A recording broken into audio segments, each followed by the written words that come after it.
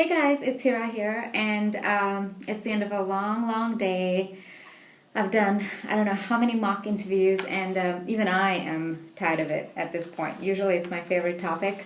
But before I sign off for the night, I thought, let me share some very quick tips of things that come up all the time and that I think are really useful. So these are things that go beyond specific questions. I mean, as you guys know, we've done a lot of videos now on specific questions and frameworks around how to answer those. But what about overall interview strategy? How can you really just take your game up a notch and really nail it? And so, because I see such a huge variation of skill and approaches in any given week, I've sort of got a good sense now of some of the things that are exceptional in terms of interview prep and the things that people can do at an interview beyond just answering the questions really well.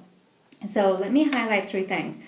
The first is research. Do your research, and by that I don't mean the research of the company and all of that, which is elementary. We've already covered that, right? So I'm not talking about that. I'm talking about hopefully by the time you go into the interview, certainly by that day or the night before, you would get the names of your interviewers. And now you might be being interviewed by one person, maybe it's two people, or a panel, but you'll have the names and try and get those names from HR if you can.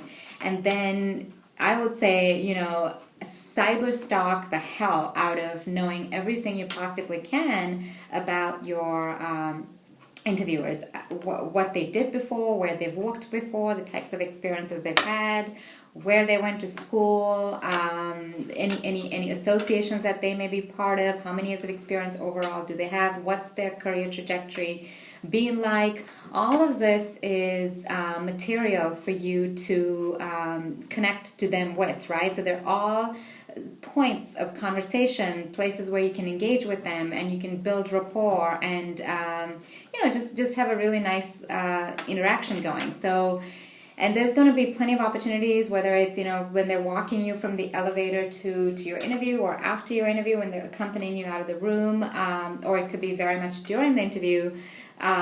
It's when you have this intel about these people in front of you who are, after all, human beings just like you, and really trying to engage with them, that I think that really can sort of differentiate you.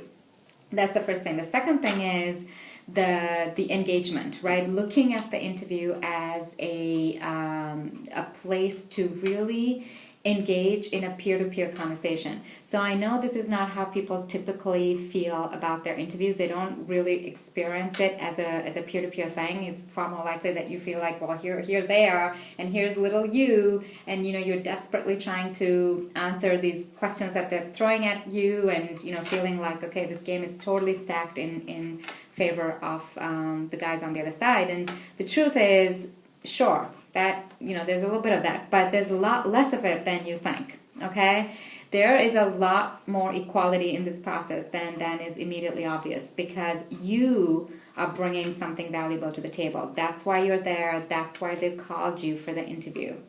All right, so you bring relevant experience, you bring a relevant skill set, you probably went to a school that they like, you may be currently doing a degree that is very relevant and a skill set that they absolutely need. So they know exactly what they're doing. I mean, they know that they're going out into the market and trying to get the best possible talent that they can for the specific thing that they need done.